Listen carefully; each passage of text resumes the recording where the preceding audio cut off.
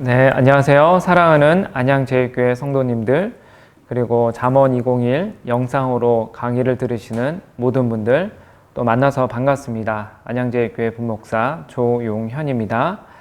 네, 오늘은 잠언 201 세 번째 수업 시간입니다. 오늘 수업을 진행하기 앞서서 먼저 지난 시간에 배웠던 것을 잠깐 복습해 보도록 하겠습니다. 지난 시간에 저희는 구약 성경에서 지혜를 뜻하는 히브리어 단어가 호크마라는 것을 배웠습니다. 여러분 기억나시죠? 그리고 두 번째로는 구약 성경에서 이 호크마라는 단어가 세 가지 뜻이 있다고 저희가 배웠습니다. 크게 세 가지 뜻이 있는데 첫 번째로는 지식, 두 번째로는 기술, 세 번째로는 경험. 이 세 가지 뜻이 있다는 것을 우리 함께 살펴보았습니다. 이것을 잘 기억을 하시고 이제 오늘 수업을 진행하도록 할 텐데요. 오늘은 특별히 잠언의 여러 가지 전반적인 내용에 대해서 개론적인 설명을 드리면서 수업을 진행하도록 하겠습니다. 네, 그러면 첫 번째로는 먼저 우리가 배우고 있는 잠언이라는 책의 제목, 특별히 또 잠언이라는 단어의 뜻이 무엇인지 함께 생각을 해보도록 하겠습니다. 네, 여러분들은 잠언의 뜻이 무엇인지 혹시 아시나요? 네, 솔직히 잠언이라는 말이 우리 일상생활에서 많이 사용하지 않는 그런 단어이기 때문에 잠언의 정확한 뜻을 우리가 알기는 어렵습니다. 네, 저 역시도 마찬가지였고요. 네, 상당수의 성경책의 그 제목들이 한자로 이루어져 있는데 잠언도 마찬가지입니다. 잠언이라는 이 말 자체도 한자로 이루어져 있는데 잠 그리고 언 이 두 가지의 한자로 이루어져 있는 단어입니다. 아마 여러분이 생각하시다시피 뒤에 나오는 언은 말씀 언입니다. 그러면 앞에 나오는 잠은 무슨 잠일까요? 네, 화면에 나가는 것처럼 경계잠이라는 한자입니다. 매우 좀 생소한 한자라고 생각이 듭니다. 경계잠. 이게 과연 무슨 뜻일까?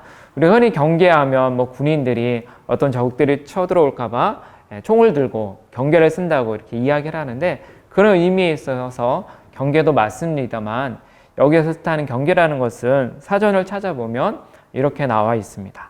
옳지 않은 일이나 또 잘못된 일을 하지 않도록 타일러 주의시키는 것을 우리가 경계라고 하고 있습니다. 그래서 이 잠언이라는 말을 한자로 풀이해 보면 옳지 않은 일이나 잘못된 일을 하지 않도록 타일러서 주의시키는 말씀 혹은 그것을 위해서 기록된 말씀이라고 우리가 잠언의 한자를 풀이해 볼 수가 있습니다. 자, 이렇게 본다면 여러분 훈계가 무엇입니까? 훈계란 말을 어떨 때 쓸까요?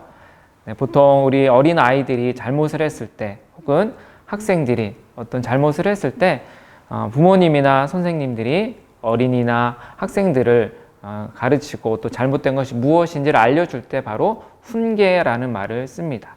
그런데 우리는 훈계라는 말을 생각할 때 주로는 어떤 체벌이라든지 또 벌을 주는 것으로 생각을 할 때가 많은데요. 훈계에는 꼭 체벌만 있는 것은 아니지요. 때로는 어떤 행동이 정말로 올바른 행동인지 교훈을 통해서 가르쳐 주기도 합니다. 그래서 이 잠언은 훈계를 하는 데 있어서 특별히 교훈이라는 것을 사용을 해서 우리 잠언을 읽는 독자들이 옳지 않은 일이나 또 잘못된 일을 하지 않도록 타일러 주의시키는 그런 책입니다. 그래서 우리말 사전을 찾아보면 잠언은 이렇게 정의가 됩니다. 가르쳐서 훈계하는 말 혹은 사람이 살아가는데 훈계가 되는 짧은 말 이렇게 두 가지로 정의가 됩니다. 따라서 잠언이라는 우리말 제목, 한자로 이루어진 우리말 제목은 크게 두 가지의 성격이 있습니다. 가르치는 교훈의 성격, 그리고 타일러서 주의시키는 훈계의 성격을 가지고 있습니다. 그래서 여러분들 잠언 할 때 머릿속에 이 두 가지가 떠오르셔야 됩니다. 가르치는 교훈의 성격, 그리고 타일러서 주의시키는 훈계의 성격. 이 두 가지 교훈과 훈계의 성격이 있다는 것을 반드시 기억하시기를 바랍니다. 자, 그렇다면 이 경계잠, 말씀언으로 이루어진 한자로 이루어진 잠언이라는 말은 과연 어디에서 유래를 했을까요? 이 구약 성경은 히브리어로 먼저 기록이 되었고 그것이 뭐 영어라든지 독일어라든지 혹은 우리말 이렇게 각 나라의 언어로 번역된 것입니다. 따라서 이 잠언이란 말도 원래는 그것을 뜻하는 히브리어 제목이 있다는 것을 우리가 유추해 볼 수가 있습니다. 네, 잠언의 원래 히브리어 제목은 미슐레이입니다. 이 미슐레이 히브리어 단어는 원래 교훈과 훈계의 성격을 뜻하는 우리말 혹은 한자의 잠언 그 뜻과도 비슷하면서도 조금 더 다른 특징을 가지고 있습니다. 이 잠언의 히브리어 제목 미슐레이는 원래 마샬이라는 단어가 있는데 그 단어의 복수형입니다. 이 마샬이라는 단어는 원래 다양한 형태의 잠언을 가리키는 말로 구약 성경에서 사용됩니다. 그래서 예를 들면 인간은 생각하는 갈대다라는 이런 어떤 삶에 대한 통찰을 간결하게 표현하는 경구 혹은 어떤 삶의 지혜를 일깨워주는 금언 그리고 풍유라든지 또 수수께끼라든지 이런 다양한 어떤 장르를 통해서 교훈을 전달하는 것이 바로 히브리어 마샬이고요. 그것의 복수형이 이 잠언의 제목인 미슐레이입니다. 이 마샬이라는 또 히브리어의 그 특징 중에 하나는 형식적인 특징이 있습니다. 그 형식적인 특징은 매우 짧다는 것입니다. 네, 격언이라는 것은 오랜 어떤 인간의 생활과 또 그 삶에 기초한 경험을 통해서 이루어진 인생에 대한 교훈이나 경계를 전해주는 짧은 글을 의미하는 것이 바로 격언입니다. 그러니까 격언이라는 것은 중요한 특징이 있는데 내용상으로는 교훈을 전해주고 형식상으로는 매우 짧다는 것입니다. 그래서 자막에서 보시는 것처럼 형식상으로는 이 미슐레이라는 히브리어 제목은 격언. 근데 이제 미슐레이가 복수형이니까 격언들 혹은 격언의 모음집이 되겠죠. 그리고 내용상으로는 교훈이라든지 경계 혹은 뭐 우리말로는 훈계를 전해주는 책이라고 할 수가 있습니다. 네, 우리가 이렇게 잠언의 책 제목만 잘 알고 있어도 잠언이 어떠한 책인지 또 어떠한 내용인지를 우리가 알 수가 있는 것입니다. 네, 잠언은 긴 이야기로 이루어진 다른 성경책들과는 달리 매우 짧은 글로 이루어진 그런 모음집입니다. 그리고 동시에 그 내용은 우리에게 교훈을 주고 또 잘못되는 행동을 하지 않도록 또 옳지 않은 행동을 하지 않도록 타일러 주의시키는 훈계의 성격을 가지고 있다. 이 두 가지 교훈과 훈계 그리고 형식상으로 매우 짧은 격언들의 모음집이다. 이 두 가지를 우리가 기억하고 앞으로 함께 잠언을 공부하기를 원합니다.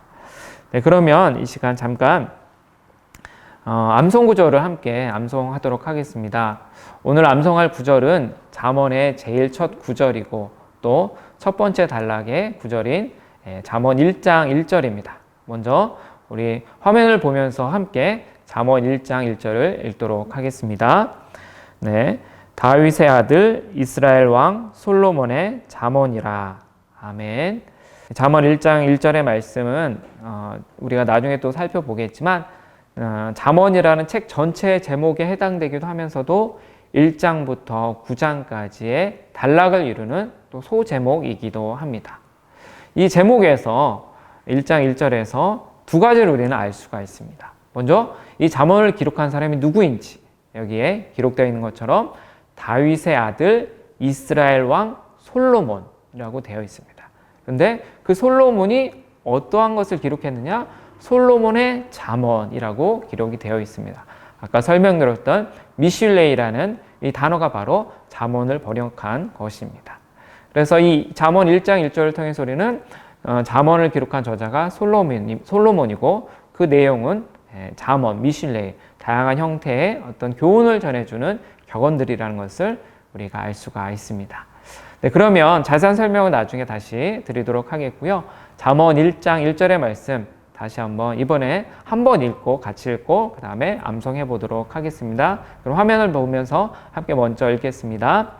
다윗의 아들 이스라엘 왕 솔로몬의 잠언이라. 잠언 1장 1절 말씀. 아멘. 자, 이번에 이제 카메라를 보시고 저를 보시고 화면을 보시고 함께 우리 암송해 보도록 하겠습니다. 시작. 다윗의 아들 이스라엘 왕 솔로몬의 잠언이라. 잠언 1장 1절 말씀. 아멘. 네, 잘하셨습니다. 네, 이제 이어서 두 번째로 잠언을 과연 누가 기록했는지, 그 잠언의 저자에 대해서 함께 생각을 해보도록 하겠습니다. 이 잠언은 아까 말씀드렸다시피 많은 격언들로 이루어져 있다고 말씀을 드렸는데, 장수로는 31장이고요. 그 다음에 총 절수로는 915절입니다. 굉장히 많은 양의 그런 책이라고 할 수가 있습니다. 그래서 이 많은 잠언을 누가 만들고 누가 기록도 하고 누가 모았는지에 대해서 우리가 당연히 관심을 가질 수가 있는데요. 신앙생활 아마 오래 하셨거나 혹은 성경에 대해서 관심이 있으신 분들은 잠언하면 솔로몬이 기록했지라고 아마 생각을 하실 것입니다. 솔로몬이 잠언을 기록했다. 이 말은 한편으로는 맞고 한편으로는 틀립니다. 함께 좀 왜 그런지 생각을 해보도록 하겠습니다.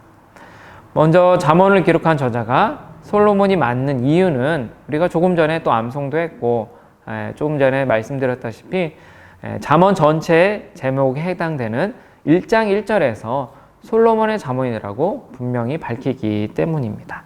우리 다시 한번 볼까요? 잠언 1장 1절 화면을 보시면 다윗의 아들 이스라엘 왕 솔로몬의 잠언이라 라고 기록되어 있습니다. 제가 빨간 글씨로 해놨는데 분명히 누구의 잠언이라고 기록되어 있습니까? 네, 솔로몬의 잠언이라고 기록되어 있습니다. 이 솔로몬의 잠언이다라는 말은 좀 다양하게 해석될 수가 있습니다. 솔로몬의 잠언이라는 것은 솔로몬의 소유, 즉 솔로몬이 짓고 또 기록한 솔로몬의 잠언일 수도 있고 아니면 솔로몬을 위한 잠언일 수도 있습니다. 뭐 다양하게 해석될 수는 있지만 어찌됐든 간에 이 잠언 첫 구절에서부터 이 솔로몬이 잠언을 기록한 저자라는 것을 분명히 밝히고 있습니다. 사실 1장 1절은 잠언 전체의 제목이기도 하지만 1장부터 9장까지의 잠언의 첫 번째 단락의 소제목이기도 합니다. 그래서 적어도 1장부터 9장까지의 많은 잠언의 저자가 솔로몬이라는 것을 우리는 1장 1절을 통해서 알 수가 있습니다. 그러면 9장 다음에 있는 10장부터 22장까지 나오는 두 번째 소단락에 또 저자는 누구라고 밝히고 있는지 우리 함께 10장 1절을 통해서 살펴보도록 하겠습니다. 우리 10장 1절 화면을 보면서 함께 읽겠습니다. 네, 솔로몬의 잠언이라. 아멘. 네, 이제 물론 뒤에 다른 또 말들이 나오긴 하지만 이제 우리가 필요한 이 부분만 지금 보고 있는데요. 네, 10장 1절을 보시면 또한 1장 1절과 동일하게 솔로몬의 잠언이라고 기록되어 있습니다. 그래서 10장 1절부터 또 22장, 또 크게는 24장까지는 솔로몬의 잠언, 즉 솔로몬이 기록한 잠언이라고 밝히고 있습니다. 자, 그리고 그 다음 단락인 25장부터 29장까지 그 소단락의 제목인 25장 1절에는 이렇게 기록되어 있는데요. 우리 함께 화면을 보면서 읽도록 하겠습니다. 네, 이것도 솔로몬의 잠언이요. 아멘. 자, 여기서 이것도 솔로몬의 잠언이요라고 되어 있는데요. 앞에 이것도라는 것은 앞에 나와 있는 1장부터 9장 그리고 10장부터 24장까지 그것들 그 잠언들의 저자가 소단락의 그 저자가 솔로몬이었는데 그것들과 마찬가지로 이것도 즉 25장부터 29장까지의 잠언 소단락 역시 솔로몬의 잠언이라고 지금 이야기를 하고 있는 것입니다. 이렇게 잠언 전체의 제목에 해당하는 1장 1절 그리고 또 1장부터 9장에 해당되는 소단락에 해당되는 그 제목인 1장 1절과 또 10장부터 24장까지의 또 소단락의 제목에 해당되는 10장 1절 그리고 25장부터 29장까지의 또 소단락에 해당되는 제목인 25장 1절에는 동일하게 공통적으로 솔로몬의 잠언이라는 이 말씀이 기록되어 있습니다. 따라서 우리가 결론을 내릴 수 있는 것은 무엇이냐?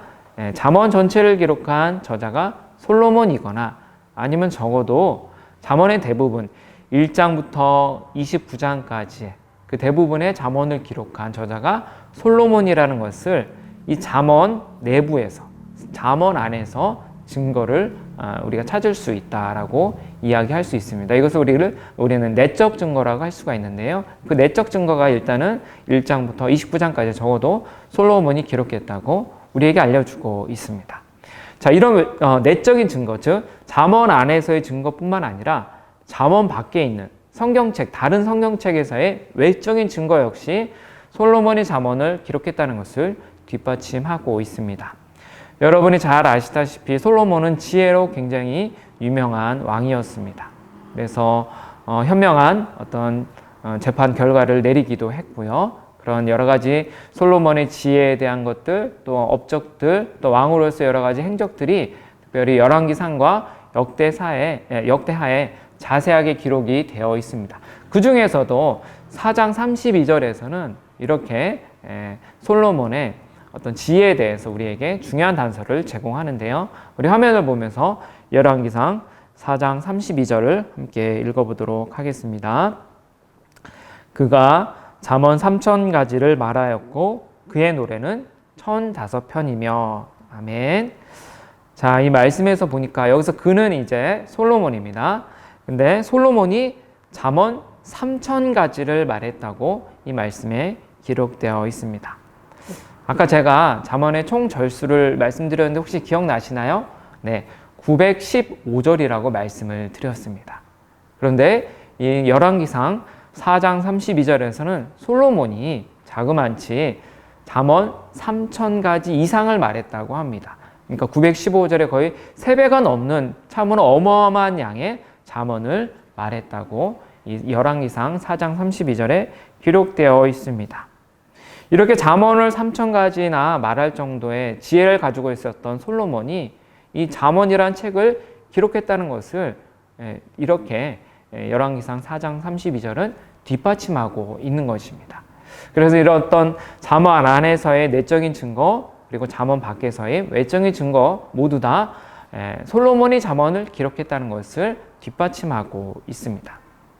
그런데 다른 한편으로 솔로몬이 잠언 전체를 기록한 유일한 저자는 아니라는 것을 우리는 기억할 필요가 있습니다.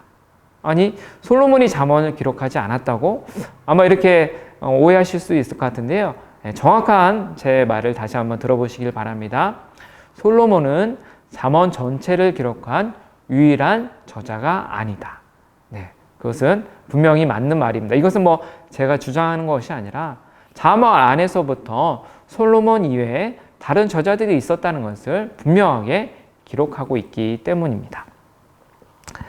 제가 아까 말씀드렸다시피 잠언에는 여러 가지 소단락이 있다고 말씀드렸는데요. 1장부터 29장까지 각 소단락의 제목에는 다 공통적으로 솔로몬의 잠언이라는 그런 제목이 있다는 것을 우리가 살펴보았습니다. 특별히 25장 1절을 우리가 먼저 좀 볼 필요가 있는데요. 왜냐하면 25장 1절에는 아까 우리가 살펴본 것처럼 솔로몬의 잠언이라는 말도 있지만 그 뒤에 굉장히 중요한 단서가 나오기 때문입니다. 우리 화면을 보면서 잠언 25장 1절을 함께 읽도록 하겠습니다. 이것도 솔로몬의 잠언이요 유다 왕 히스기야의 신하들이 편집한 것이니라. 아멘. 네, 사실은 아까 이제 25장 1절을 우리가 살펴볼 때는 전반절만 살펴봤는데 여기에서는 후반절까지 함께 읽어보았습니다. 왜냐하면 중요한 단서가 있기 때문인데요. 일단은 25장 1절의 전반절은 이것도 솔로몬의 잠언이요라고 하면서 앞서 나왔던 1장부터 24장까지의 잠언이 솔로몬의 잠언인 것처럼 25장부터 29장까지의 잠언 역시 솔로몬의 잠언이라고 말씀을 하고 있습니다. 그런데 뒤에 단서가 붙습니다. 후반절에 이렇게 기록되어 있죠. 다시 한번 화면을 볼까요? 유다 왕 히스기야의 신하들이 편집한 것이니라. 아멘. 여러분 혹시 히스기야라는 인물을 아십니까? 네, 히스기야라는 인물 앞에 붙는 수식어가 있죠. 여기서 25장 1절 후반절에 유다 왕이라고 되어 있습니다. 네, 솔로몬이 죽고 난 이후에 르호보암 때 북이스라엘과 남유다로 통일 왕국이 분열이 됩니다. 그래서 북이스라엘과 남유다가 각각 분열된 채로 나라가 지속이 되었는데요. 여기서 나오는 히스기야는 바로 남유다의 왕이었습니다.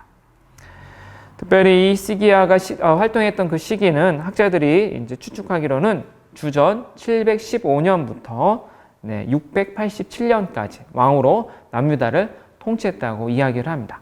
그렇다면 솔로몬이 활동했던 그 연대는 언제일까요? 주전 10세기라고 우리가 보통 추정을 하고 있습니다. 그러니까 주전 10세기 그리고 주전 715년부터 687년까지 약 300년 정도의 시간 간격이 생기고 있습니다. 그렇다면 우리는 25장 1절의 후반절 유다왕 히스기야의 신하들이 편집한 것이니라, 이 말씀을 우리가 어떻게 이해할 수 있을까요?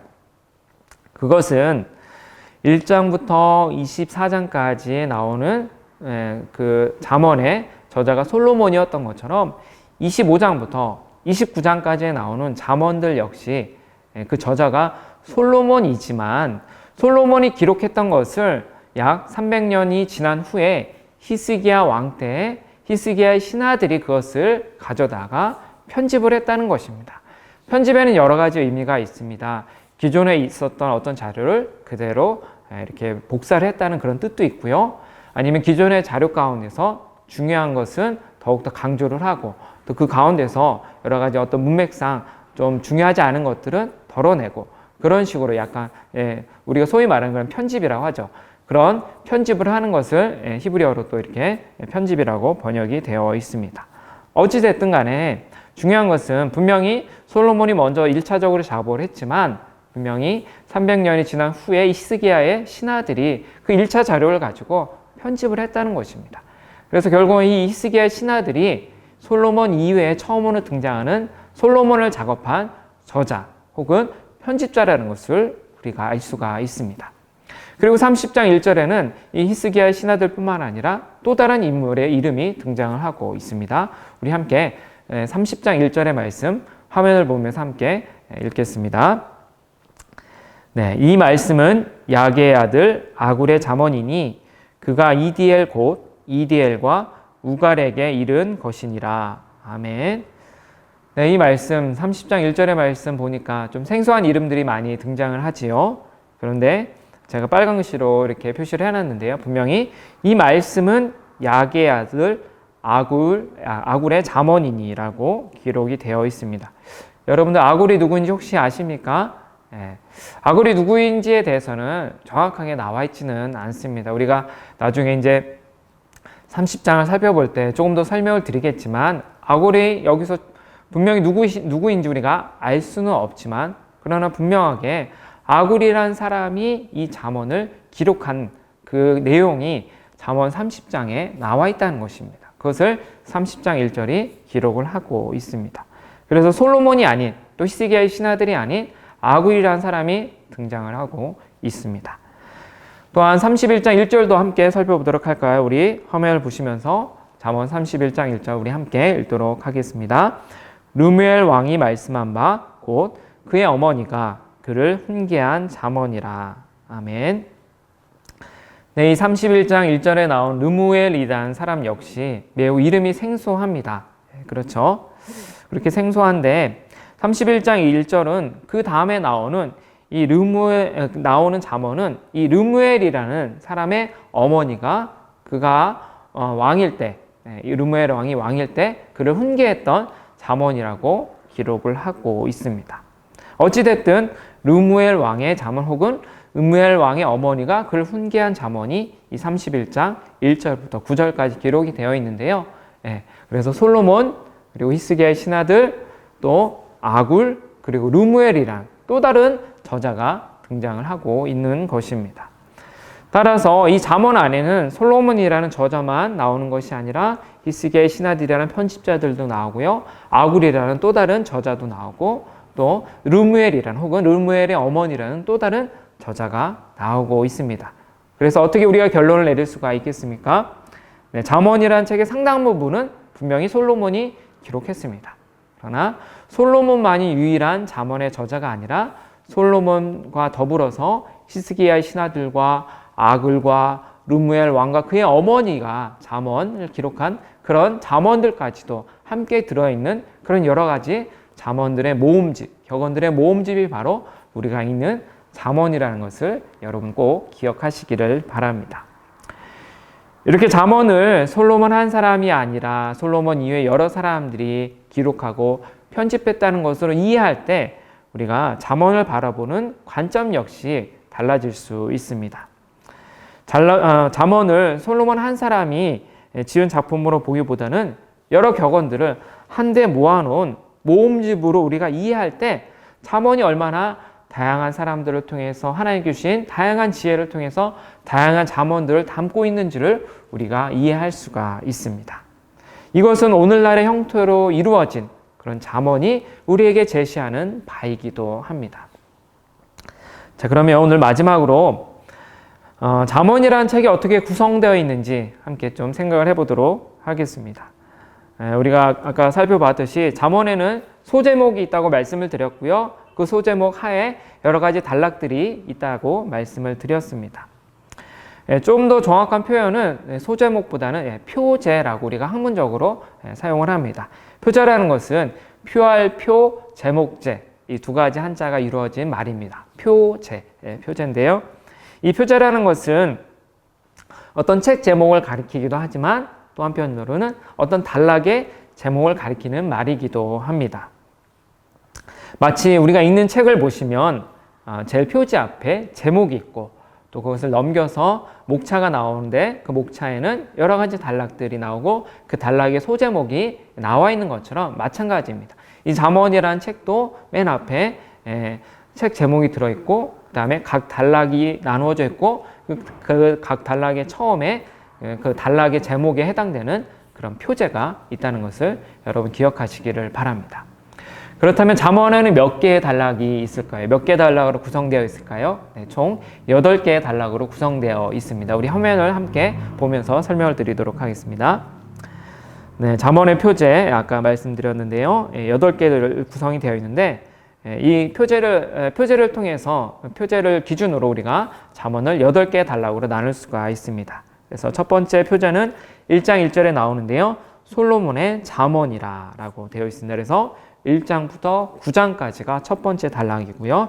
자, 두 번째 10장 1절을 보니까 또한 솔로몬의 잠언이라 라고 기록되어 있습니다. 그래서 10장부터 그 다음 소제목이 나오기 전인 22장 16절까지가 두 번째 단락입니다. 세 번째 단락은 지혜 있는 자의 말씀이라는 또 표제가 나옵니다. 그래서 22장 17절부터 24장 22절까지. 그리고 네 번째 표제는 24장 23절에 나오는데요. 지혜로운 자들의 말씀에 나오고 있습니다. 그래서 네 번째 단락이고요. 다음에 다섯 번째 단락은 25장부터 29장까지고요. 25장 1절에 이제 그 표제가 나오죠. 히스기야의 신하들이 편집한 것. 다음에 여섯 번째 표제는 30장 1절에 나옵니다. 야게의 아들 아굴의 잠언. 그래서 30장이 이 여섯 번째 단락이 되겠고요. 일곱 번째 표제는 르무엘 왕이 말씀한 바 그의 어머니가 그를 훈계한 잠언. 31장 1절에 나오죠. 이것이 일곱 번째 단락이고요. 마지막 여덟 번째 단락은 31장 10절부터 마지막 절까지고요. 그 표제는 현숙한 여인이라고 나와 있습니다. 여러분들 이 8개의 표제를 보시면 공통적인 특징이 있죠. 앞에 제가 이제 파란 글씨로 해놓은 것은 그 단락에 해당되는 저자 혹은 편집자를 가리키는 것입니다. 그래서 솔로몬이라든지 히스기야의 신하들 혹은 뭐 아굴, 르무엘 같은 이런 그 해당 단락을 편집하거나 기록한 사람의 어떤 저자의 이름이 기록이 되어 있고요. 뒤에 빨간 글씨로는 말씀, 잠언이 기록이 되어 있습니다. 이것이 어떻게 보면 표제가 가지고 있는 형식인데요. 그런데 단 하나 마지막 표제, 여덟 번째 표제는 앞서 나온 7개의 표제와는 조금 다른 형식을 갖추고 있습니다. 여덟 번째 표제가 보니까 현숙한 여인이라고 나오죠. 현숙한 여인이라는 것은 어떤 이름이 아니고요. 어떤 여인을 가리키는 어떤 설명을 하는 그런 문장이라고 할 수가 있는데요. 이 현숙한 여인이라는 것이 왜 표제가 되느냐?